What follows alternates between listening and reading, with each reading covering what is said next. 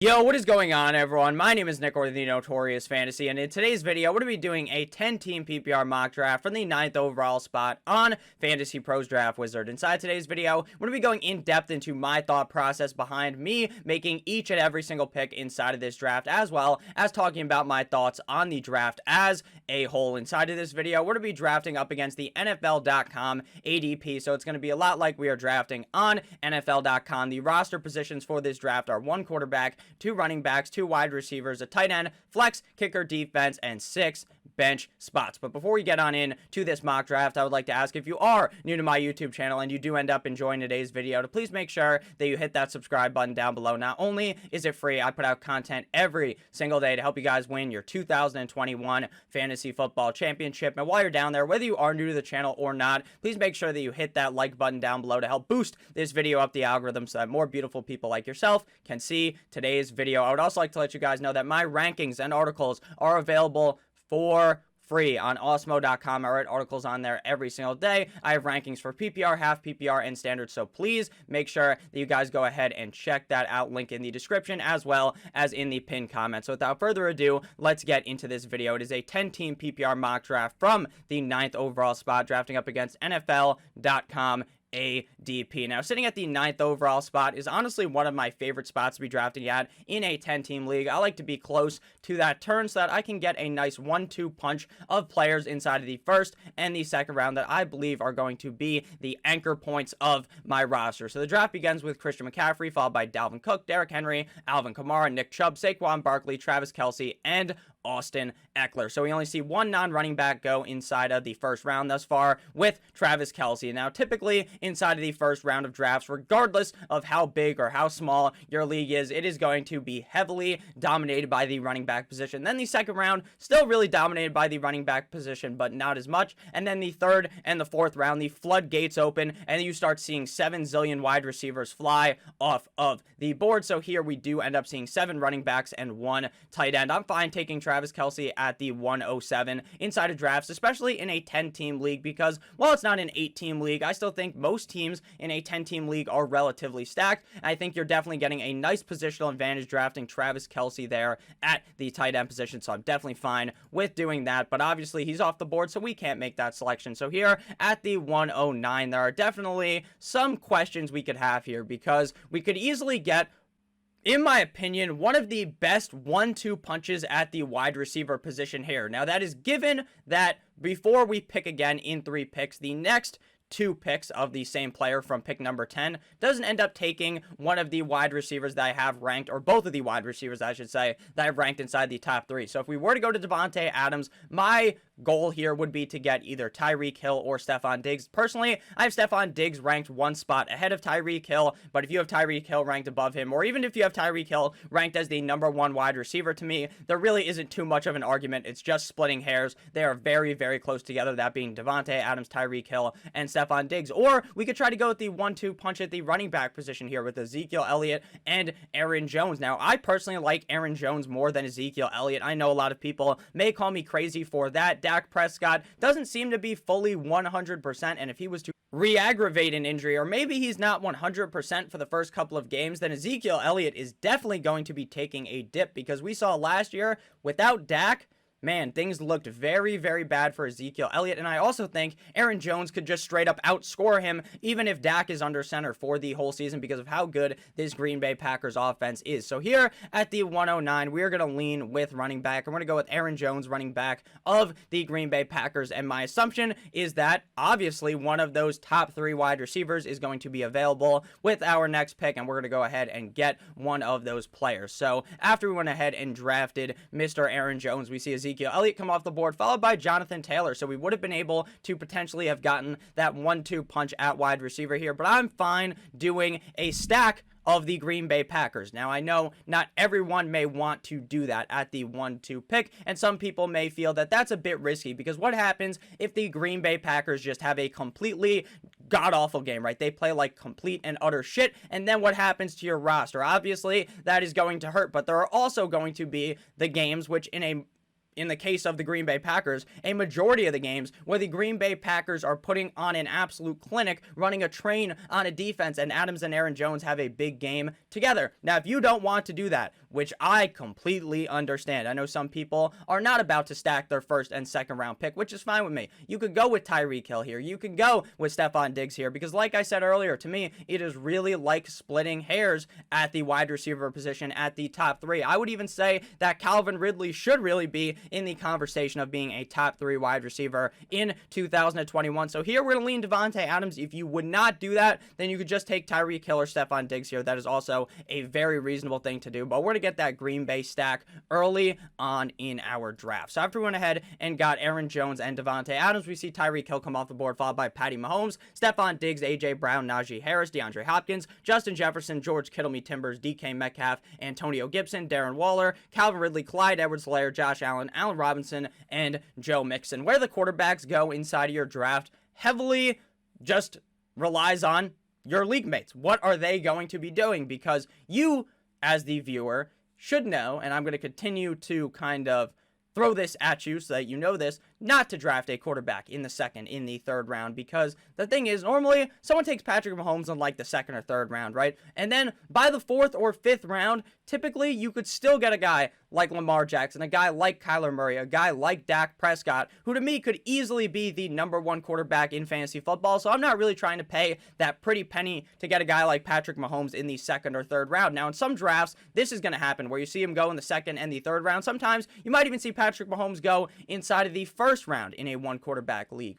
But there's also going to be the complete reverse of that, where there's going to be other leagues where you don't see Pat Mahomes come off the board until like the 5th round because people are kind of waiting on the quarterback position. And that's excellent value for a guy like Patrick Mahomes. And my opinion just is that I'm not trying to draft Patrick Mahomes in most situations, because most situations is exactly what we've seen unfold today, where Mahomes goes in like the 2nd or the 3rd round. So we're back up on the board here with our Green Bay connection, and we're probably going to go ahead and go wide receiver at this pick. Sadly, Darren Waller didn't end up falling our way, but I honestly did not expect that to happen with the fact that we were picking so late inside of the 3rd round. One of the biggest advantages to drafting early on in the draft is while you won't be able to get a guy like Travis Kelce in the 2nd or in the 3rd round after you already have your Dalvin Cook, your Christian McCaffrey, you could go ahead and get a guy like Darren Waller in the 2nd or 3rd round, who in my opinion could outscore Travis Kelce this season. So looking at running backs, I like Chris Carson. I like J.K. Dobbins to finish potentially inside of the top 12. I'm a little bit more nervous on DeAndre Swift, but here, to me, it is glaring that a wide receiver is available that I believe has top 5 potential, and that is Keenan Allen of the Los Angeles Chargers. I believe Justin Herbert, the pervert, is going to take that next step up, that next leap up in his sophomore season in the NFL, and that is going to be taking Keenan Allen to a whole another level, especially with how many targets this guy is going to be seeing game in and game out. He is a reception monster. I am all on board with a lot of these LA Chargers players. I really like Keenan Allen inside of the 3rd round. So after we went ahead and got Keenan Allen, we can see that Julio Jones came off the board, followed by Terry McLaurin. So it appears on NFL.com, Julio Jones' ADP is actually somewhat reasonable, whereas on Yahoo, ESPN, I've seen him fall all the way until the end of the 4th round or early 5th round, or maybe even sometimes at the end of the 5th round, because some people are worried about the fact that the guy is so old, he's changing teams, he's on a more run-heavy team, this isn't going to work, blah, blah, blah. He's still Julio Jones. You don't fucking trade for Julio Jones if you don't expect to use him very heavily inside of your offense. So looking at the board right here, a lot of running backs still available. Same thing goes with wide receiver. And here, since we have Aaron Jones, this is kind of what a lot of people call the hero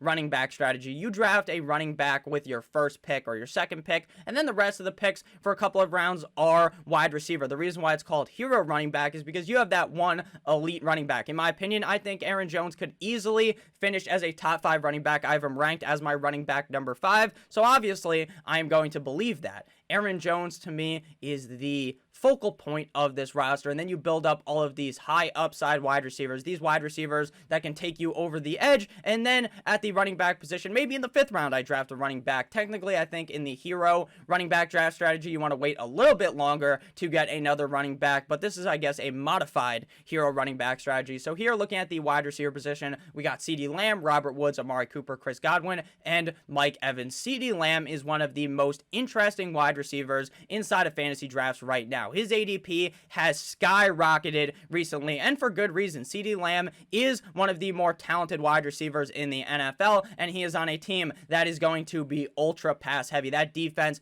in Dallas, frankly, fucking sucks ass. It's really not that good. So I think that, CeeDee Lamb is going to be getting a lot of receiving opportunity because later on in the game, they're going to be passing the ball a lot. Now, could Amari Cooper still be the #1 target on this team? 100% in my opinion. I think Amari Cooper could be the #1 target, but either way, even if that is so, CeeDee Lamb is going to be working out wide a lot on this team. I think Dak, if healthy, could sustain potentially 2 top 12 wide receivers this season with CeeDee Lamb and Amari Cooper. I am very heavily invested into CeeDee Lamb this season. So we went ahead and went with 1 running back at the beginning of the draft, followed by a 1-2-3 punch Mike Tyson style, Devontae Adams, Keenan Allen, and CeeDee Lamb. So after we went ahead and got Mr. CeeDee Lamb, Mike Evans came off the board, followed by DeAndre Swift, J.K. Dobbins, Lamar Jackson, Robert Woods, David Montgomery, Kyler Murray, Miles Sanders, Chris Godwin, Amari Cooper, Dak Prescott, Deontay Johnson, Adam Thielen, Tyler Lockett, Chris Carson, and Mark Andrews. So before we get on in to the breakdown of our 5th round pick, I would like to ask if you have ended up enjoying the draft thus far to please make sure that you hit that subscribe button down below. Again, not only is it free, I put out content basically most days 2 times a day. I think today will only be 1 video, but there's also videos coming out every single day, basically from me on the Awesemo Fantasy Football YouTube channel. So you're going to want to make sure that you check them out as well. Make sure to hit the like button on this video as well. So we're back up on the board here. A couple of running backs came off of the board. So the running backs still available: Darrell Henderson, Josh Jacobs, Mike Davis, Travis Etienne. Josh Jacobs, to me, is one of the weirdest picks in fantasy football because I'm seeing him in some drafts go inside of like the 3rd or the 4th round, which to me, those are just people that don't understand the situation in Las Vegas. They saw what Josh Jacobs did last year, finishing as a top 10 running back, and they just think, hey, you copy and paste what happened last year. But in reality, they rebuilt this offensive line, and maybe it's not even better than it was last season. The Las Vegas Raiders have a very underrated offensive line, very solid last season, maybe not as good this year, and they bring in Kenyon Drake, who is going to be spelling a lot of Josh Jacobs' potential this season. Now, inside of the 6th, 7th round, sometimes as far as I've seen Josh Jacobs go, I'm willing to take him at that spot because, hey, I understand the drawbacks of the fact that he's going to have virtually 0 receiving upside in this offense with Kenyon Drake there, but I still think he's going to be a pretty solid running back. So with my 6th or 7th round pick, I'm fine paying that price. But inside the 3rd, the 4th round, to me, that is an absolutely idiotic pick to take Josh Jacobs there, but I do like Darrell Henderson a whole lot this season. He is taking over for that Cam Akers role in the LA Rams as the workhorse running back. Now, will Xavier Jones, Jake Funk, all these other fucking running backs on the team going to be getting touches 100%, but Darrell Henderson is going to, in my opinion, be the, not even the workhorse running back, but more of a guy getting the lion's share of carries. He's also a running back that is talented of catching passes, and if this LA Rams offense is as good as I believe it to be this season with Matthew Stafford taking over, then Darrell Henderson could potentially finish inside of the top 12, but I feel very safe with him as my running back #2, especially when I have a guy like Aaron Jones as my running back 1. After Darrell Henderson came Kyle Pitts and Michael Thomas. This is kind of a predicament that I see in a lot of drafts at this point, where people take Travis Kelce, George Kittle, then Darren Waller. That's all normal, basically. I would definitely take Waller ahead of Kittle, but again, some people might prefer Kittle at that spot. But then Andrews comes off the board, and then Kyle Pitts. I don't understand why people have this negative narrative about TJ Hawkinson. I don't understand what the fuck TJ Hawkinson did to you as to why he is getting drafted as the 5th tight end off of the board. In many cases, he's going to be the 6th tight end off the board in this draft. TJ Hawkinson is by far and away the best receiving target on this Detroit Lions offense, and he plays tight end. He's going to have the potential to get maybe 130 plus targets on the season, and while Jared Goff is not Matthew Stafford, he's still a competent enough quarterback to feed TJ Hawkinson the ball. But I have been drafting TJ Hawkinson a lot in my fantasy football mock drafts. I believe after TJ Hawkinson is when you should just go ahead and fall asleep and just wait on the tight end position. Because after Hawkinson, to me, what's the difference between Noah Fant and Logan Thomas, right? What really is the difference? What are the odds that Logan Thomas outscores Noah Fant? What are the odds that Noah Fant outscores Logan Thomas? To me, it's basically just a fucking coin flip between the two. Same thing goes with a Robert Tonyan, a Tyler Higbee. While I like these tight ends, I'm just not trying to draft them in the middle rounds. I'd much rather wait until the 9th, 10th round and draft a high upside late round tight end. So we're back up on the board here. Will we be able to pull the trigger on TJ Hawkinson? I normally will, but I am going to be looking at the running back and wide receiver position to see if I might want to go another way. Now, I think if I take TJ Hawkinson, Myles Gaskin does have the potential to fall to us in 17 picks. If you guys have been watching my YouTube channel this whole offseason, I have been all about banging the drum for Myles Gaskin. And then last week in preseason, people were like, oh, it's a committee. Malcolm Brown, Salvin Ahmed. You know what I said? I said, don't worry. Don't worry. There's some maybe worry slightly, but don't go full fucking panic mode. Go throwing away at Myles Gaskin saying that he's a do not draft running back. I thought that was stupid. And then guess what happens? Last night in Miami, or I think the game was in Miami, up against the Atlanta Falcons, Gaskin scored not one, but 2 touchdowns. Looked like an elite running back. Looked like an elite pass-catching running back. I've been telling you guys, Myles Gaskin is that guy. All of the other fucking talking heads of talking about fantasy football were so quick to dismiss Myles Gaskin. I was telling everyone to just hold on steady. He's going to be fine. Got him at some very solid value late in drafts last couple of weeks. I'm excited about, or especially in the last week when people were really fading him. So I like Myles Gaskin inside of the 6th round or inside the 7th round. I honestly think he'll probably fall to us in the 7th round. So here, I want to go ahead and get TJ Hockenson. And if he doesn't, it honestly is what it is. We'll probably just end up going with a different running back around that range. After we went ahead and got TJ Hockenson, we see Brandon Ayuk come off the board, followed by Chase Claypool, Cooper Kupp, DJ Moore, Justin Herbert, the pervert, Odell Beckham Jr., Jamar Chase, Devonta Smith, Aaron Rodgers, Juju Smith-Schuster, Corvette,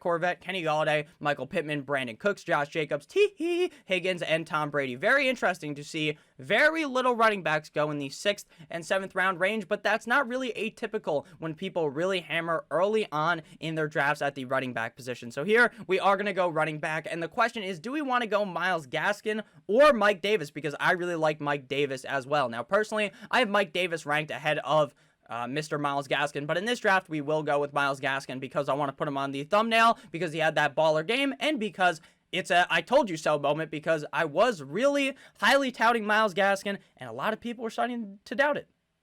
And this is pick over all 69 in the draft. Very nice. I like pick 69. So we're up here. I want to go ahead and get Myles Gaskin. There is a good shot he falls to us inside of the 8th round. So maybe we want to go with Mike Davis and then get Myles Gaskin on the back turn. That's what we're going to try to do here. I like Mike Davis. He's ranked ahead of him on Fantasy Pro. So there is a shot Gaskin falls our way, and he does end up falling our way. So after Davis came Russell Wilson, followed by Travis Etienne. That same sentiment I just made about the tight end position, about how those top 6 guys really only want one of those guys, or you can go ahead and wait. Same thing goes with quarterback. If I'm not getting Mahomes, Allen, Lamar, Murray, Dak, I'm just waiting. Fuck it. I don't really want to be the asshole who takes Justin Herbert in the 6th round, Aaron Rodgers in the 7th round. I'd rather wait until like the 10th round, 11th round, and get a high upside pick. Does that mean I think Justin Herbert, the pervert's bad, or that I think that Aaron Rodgers is bad? No, I just don't want to be paying that price for those quarterbacks. Maybe Aaron Rodgers, though, because I think he could easily be a top 5 guy yet again in 2021. So here, we're going to go with Myles Gaskin again. This is not a committee. As Conor McGregor yelled in that fight, there is no check. There is no committee with Myles Gaskin. So don't you worry, child, all right? Because Myles Gaskin is going to be very nice in 2021. So after we went ahead and drafted Myles, Carol Gaskin, that bitch Carol Gaskin, Kareem Hunt came off the board, followed by the LA Rams defense, Cortland Sutton, Will Fuller, DJ Chark, DJ Chark, Pittsburgh Steelers defense, Curtis Samuel, James Robinson, Indianapolis Colts defense, Robbie Anderson, Leonard Fournette, Jerry Jeudy, Antonio Brown, Hollywood Brown, back-to-back cousins pick. I believe they are cousins. They are definitely related in some way. Zach Moss and the Baltimore Ravens defense. So we're back on the board here. We got 1, 2, 3, 4 running backs, 3 wide receivers. So here we probably are going to look to address the wide receiver position again. Jarvis Landry, Deebo Samuel, Tyler Boyd, Laviska Shenault, Corey Davis looked chef's kiss, magnifique in that game for the Jets that they played yesterday. Don't even remember who they played, but it looked good. Zach Wilson was on fire. Corey Davis was getting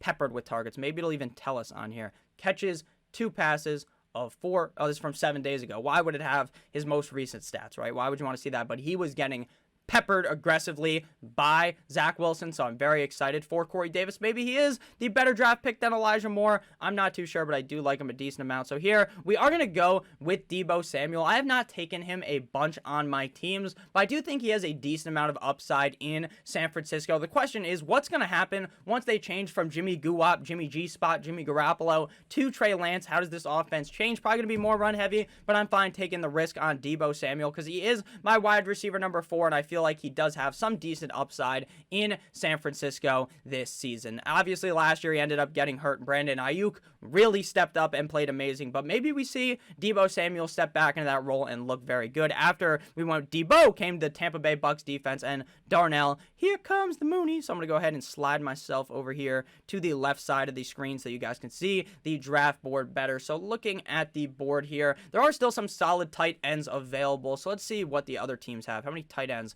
do these other teams have by roster? We're the only team without a quarterback, so we could probably wait a little bit more, but teams will end up taking 2 quarterbacks. You want to make sure that you're not the asshole that's waiting on your first quarterback and then someone takes a second quarterback and you end up getting sniped and then you're pissed off with the starting quarterback you have, because instead of having like quarterback 12, 13 off the board, you end up with quarterback like 19, and then you have to draft 2 quarterbacks. But in the case of where you have one solid quarterback, I'm typically not looking to draft 2 quarterbacks. Surprisingly, we still see a lot of teams without tight ends. 1, 2, 3, 4 teams, including myself, which is not very... Oh, no, 5 teams, including myself. So, wait. We do have a tight end. I'm an idiot. I don't know why I thought for some reason we didn't draft TJ Hawkinson, but that same sentiment I was talking about is still true. If you draft a tight end early, don't draft another one. But if you don't get one of those early round tight ends right here, say I don't have Hawkinson, I'm not looking at Fant, Thomas, Goddard, any of these guys in that range. So I do apologize for my lapse in memory right there on the fact that I didn't have a tight end, because that's kind of fucking funny. The fact that I did actually just draft TJ Hawkinson and completely forgot about it. That's why it's very important. One of my biggest tips in drafting is to just write your team down so you can look at it. For some reason, on the left side of the screen, all of the names are just jumbled up there. I guess I, for some reason, just couldn't see the fact that there's a tight end there. It's pretty obvious that there is, but I guess that's why I typically write things down when I'm doing my actual draft, so I genuinely apologize for that. So we're back up on the board here, looking either running back or wide receiver. I like Tyler Boyd a decent amount, but I also like picking from this nice range at the wide receiver position. And I think here in this draft, while I do not like Javonte Williams, and I've kind of basically taken him out of my mind in these drafts, in the 10th round, the value really is there. Because while I think Melvin Gordon will be much more involved than most people think, if Melvin Gordon was to go down, Javonte Williams could be a top 5 running back. Literally, could be, because of how good he is. Will that happen? Again, it's up to luck. It's up to chance. And it's also up to the fact that maybe I'm wrong. Melvin Gordon sucks, right? He doesn't do anything, and then they elevate Javonte Williams to be the starter. He fucking dominates. That's also possible. So here we're to take him in the 10th round. I advise that if you're drafting in a bunch of leagues, to maybe take some players you're not as high on. But here, with the value that we're getting inside the 10th round, to me, it's basically a no-brainer. Sometimes you see him going like the 5th, 6th round, and to me, that is a little bit fucking crazy, in my opinion, to draft him that high. So we're back up on the board here. Let's go ahead and click on the actual by-round draft board. So after we went ahead and selected Mr. Javonte Williams, we see Chase Edmonds come off the board, followed by Melvin Gordon, Jarvis Landry, Tyler, yeah, boy, Jalen Waddle, Marvin Jones, Raheem Mostert, T.Y. Hilton, Michael Carter, David Johnson, Kenyon Drake, Dallas Goedert, James Conner, Trey Sermon, Michael Gallup, and Henry Ruggs. So we're about to be back up on the board at this spot. Again, if you guys have ended up enjoying thus far, please make sure that you hit that subscribe button down below. So we are going to probably take our quarterback with one of these 2 picks before people start taking backup quarterbacks here. We are going to go ahead and probably lean wide receiver. We have 1, 2, 3, 4 wide receivers on the roster. 1, 2, 3, 4, 5 running back. So we could go ahead and just go running back and wide receiver to close out our bench position. So here we are going to end up actually going running back instead and getting Damian Harris, running back of the New England Patriots. I know some people are a little bit worried about the fact that, hey, Ramondre Stevenson looks very good, but to me, Damian Harris running with the ones looked very good as well. So I'm kind of excited to get him on my roster in a lot of these drafts. If you watch a bunch of my mock drafts, you would see that I'm a very big fan of Damian Harris this season. So we're back up on the board here. And the question is, do we want to chance the fact that other people might take backup quarterbacks, or do we want to just go ahead and get the quarterback that I want right here in either Ryan Tannehill, maybe Jalen Hurts, Matthew Stafford, Joe Burrow? In a 10-team league, this is why I typically wait at quarterback, because I'm perfectly fine with any of these guys as my starting quarterback in a 10-team league. And Jalen Hurts is a guy that I wish I was confident in, because everyone who's super confident in him really believes in his top 5 upside. And I believe he has it too, but I'm not too sure we are going to see that if maybe his passing kind of sucks, right? That is potential. Like, he didn't show me all that much last year to believe in, and he hasn't played really in either of the first 2 preseason games. Played a little bit in the first game, looked all right in the second game, ends up having a case of the shits, has to go to the hospital, doesn't play in the game. So he basically pulled a Lamar Jackson. So I honestly have no idea what to think about Jalen Hurts. I don't know. I don't think one way or another. If you take him here and you see the upside, then go ahead. If you don't see the upside, maybe you're a little bit more cautious like myself, and you don't want to take him, I understand as well. So here we are going to end up going wide receiver and getting potentially the Jets wide receiver 1 in Corey Davis, who finally made a name for himself last year after being basically called a bust for a majority of his career. So in this draft, I don't think we're going to see anyone take a backup quarterback, which is very, very interesting. That may happen in your leagues because I think that's the right idea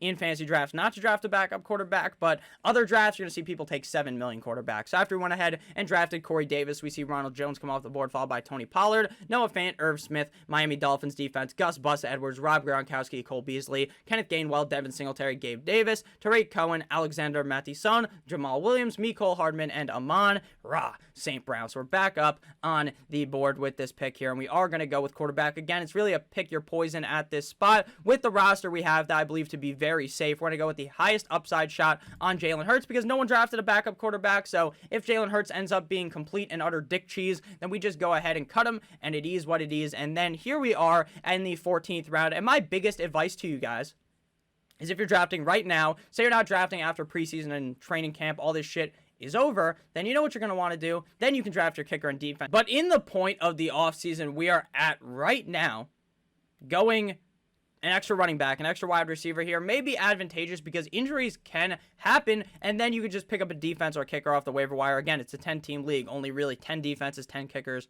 should come off the board, so you can go ahead and just wait a little bit, not draft them, and then right before the Sunday kickoff or Thursday, whenever the defense you want is there, then you just cut that player that you probably didn't end up wanting anyways and going ahead and adding that defense and the kicker. So here, I'm going to go with Laviska Shenault. He fell all the way this far, probably kind of unrealistic, but I did want to talk about him. I don't really believe DJ Chark is locked and loaded in to be the #1 wide receiver on the team. My best bet would be Marvin Jones because that's who's the best in preseason thus far, so I think he's a solid bet to be the wide receiver 1, but Laviska Shenault could as well, so I'm fine taking him inside of the 14th round. Not all over drafting him, like inside the 8th, 9th round, but where he's going right here, that is definitely some fine value. So after we went with Laviska Shenault came, I'm in the pocket like Burrow, Joe Burrow, Philip Lindsay, my old bitch Lane, but my young Hoku, Rodrigo, you sunk my Blankenship, Todd Gurley, Ryan Tannehill, Tyler Bass, Pro Shops to Deshaun Watson. Now, Deshaun Watson, it just came out that apparently he may be all good to go, not going to be on the exempt list. No idea what that means. No idea if he's going to be exempt. No idea if he can play. I still have no idea. Don't know when we'll ever know. Probably when the season starts and he's playing as the starting quarterback of the Houston Texans. After Tucker, we see the Washington football team, Daniel Carlson, Jason Sanders, Buffalo Bills, New Orleans Saints, Harrison Bucker the fucker, and Ryan Sucka. So with our final pick here, we're probably just going to go running back. And looking at the board here, I think McKissick's going to have much more of a role inside this Washington football team offense than a lot of people like to point to. So we're going to go ahead and get Mr. J.D. McKissick. Antonio Gibson has looked good, though, thus far in preseason. But sadly, I think Riverboat Ron doesn't want to fully commit to him as some type of workhorse running back like he could be. So our team is quarterback Jalen Hurts. Running backs are Aaron Jones and Darrell Henderson. Wide receivers are Devontae Adams and Keenan Allen. Our tight end is T.J. Hawkinson. Our flex is C.D. Lamb. Our bench is comprised of Mike Davis, Myles Gaskin, Deebo Samuel, Javonte Williams, Damian Harris, Corey Davis, Laviska Shenault, and J.D. McKissick. So thank you guys all so much for watching this video. If you did end up enjoying, please make sure that you hit that subscribe button down below. Not only is it free, I put out this content every single day to help you guys win your 2021 Fantasy Football Championship. Make sure you guys have a great rest of your Sunday. I love you guys all. Stay safe as always. Good boy.